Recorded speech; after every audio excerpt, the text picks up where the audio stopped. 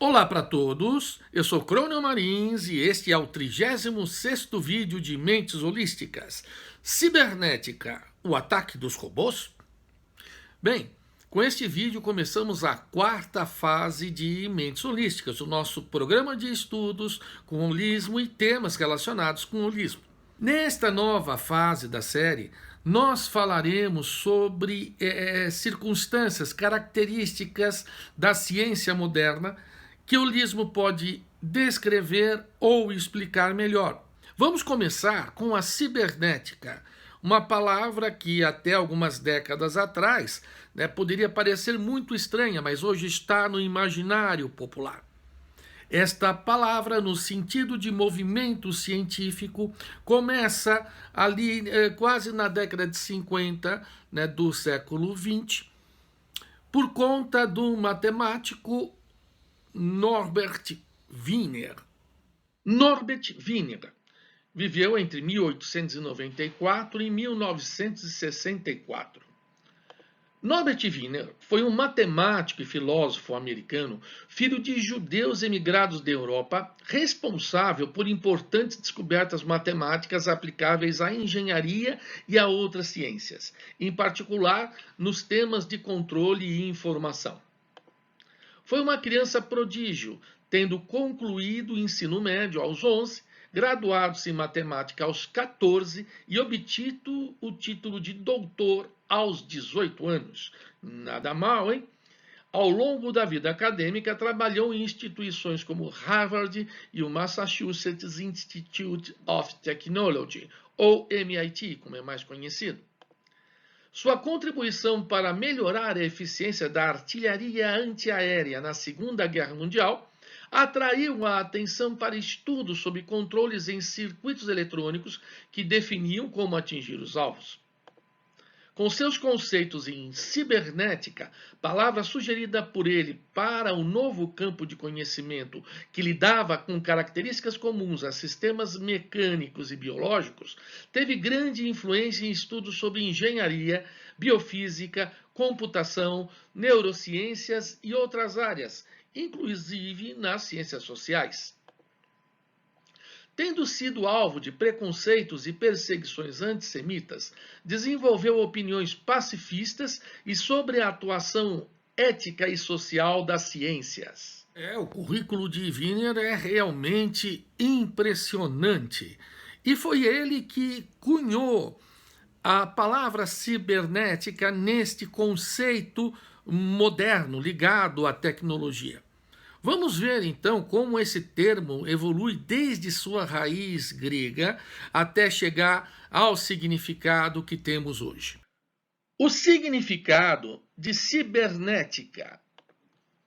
O termo grego kybernetike pode significar piloto, timoneiro, mas também governador, no sentido político.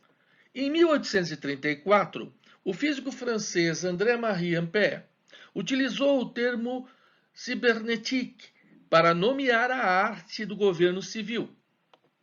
Wiener, de forma independente, definiu o termo no título do seu influente livro de 1948, Cybernetics or Control and Communication in the Animal and the Machine. Cibernética ou controle e comunicação no animal e na máquina. Modernamente, o termo é usado tanto de forma mais técnica quanto mais popular, adjetivando equipamentos e mesmo posturas humanas mais tecnológicas. Quando a gente fala em controle, muita gente vai fazer cara feia. Mas o controle não é uma coisa negativa. Nós temos diversos tipos de controles, esses controles são muito necessários. Para começar, para que o nosso corpo exista. Nós temos um complexo sistema com milhares de subsistemas de controle. Nós temos os controles dos minerais no nosso corpo. Nós temos os controles automáticos aqui, e os controles que geram nossas vontades, por exemplo, quando a gente tem que se alimentar, quando a gente tem que beber água, por exemplo, certo? quando a gente deve ter um tipo de ação com relação ao ambiente, bem, não estaríamos vivos se não fosse controle. Então não vamos nos assustar. Mas vamos ver melhor do que se trata a cibernética. Principais conceitos utilizados em cibernética: realimentação ou feedback. Nós temos então um circuito ou um fenômeno que é causado por algum elemento, um sinal. Pois bem, então nós temos um resultado, porque aqui nós temos o processamento. Este resultado, parte dele, ele volta para a entrada, somando-se à entrada original, de uma maneira negativa ou positiva. Exemplos: em eletrônica, nós temos controles de iluminação. Se eu tenho iluminação demais, eu preciso de uma realimentação negativa para fazer com que a iluminação diminua. Se eu tenho iluminação de menos, eu preciso de um controle de realimentação positivo para fazer com que a iluminação aumente. Bem, eu também uso realimentação positiva em eletrônica para produzir ondas eletromagnéticas. Mas não só em circuitos eletrônicos que eu uso esse conceito de realimentação. Em psicologia, por exemplo, nós temos reforços positivos ou negativos.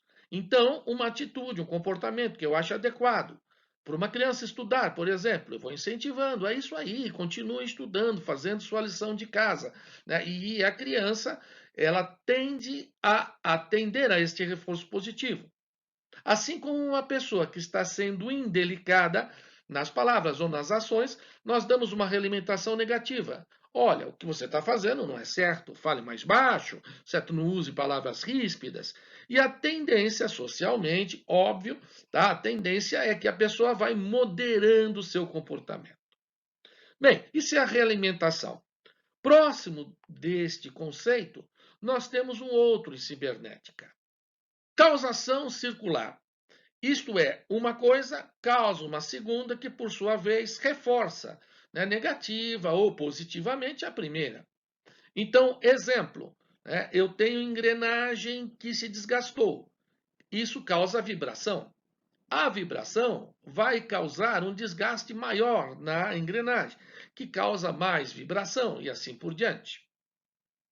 Eu também posso ter, num sentido biológico, ecológico, um desmatamento, provocando uma alteração, pequena alteração no clima, que pode causar mais desmatamento, provocando uma outra alteração no clima, e assim por diante, aumentando aí o nosso desgaste ecológico até chegar a uma catástrofe. Eu tenho também situações num diálogo entre duas pessoas, por exemplo, a pessoa A aumenta a voz para a pessoa B, que por sua vez responde em voz mais alta para a pessoa A, e por sua vez, né, responde ainda mais alto para o B, até que possa haver um rompimento aqui no diálogo. Nós não vamos abordar isto por aqui. Uma causação circular com 3 níveis.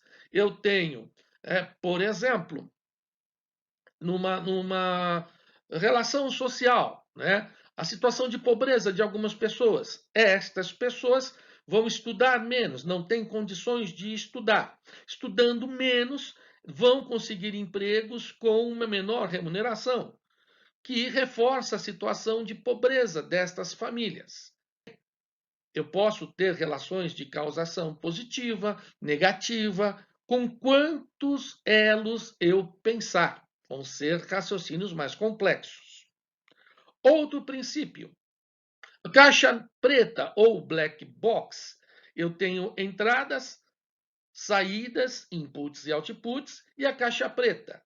Bem, eu não preciso saber o que tem dentro da caixa preta se as minhas saídas são sempre as mesmas conforme as entradas. Por exemplo, sinais elétricos. Aqui na caixa preta pode ter uma máquina, pode ter um sistema vivo, pode ter um sistema social, porque eu estou estudando apenas a relação entre as saídas e as entradas, não exatamente o que está provocando esta relação. Neste ponto, alguém pode dizer: estou sentindo o cheiro de reducionismo. Afinal de contas, como é que pode ser, né, eu olhar só para entradas e saídas e eu não ver o que está ali no centro, a tal da caixa preta, certo? Nós estamos falando de sigilo aqui, o que está sendo escondido? Não, essa não é a intenção da cibernética.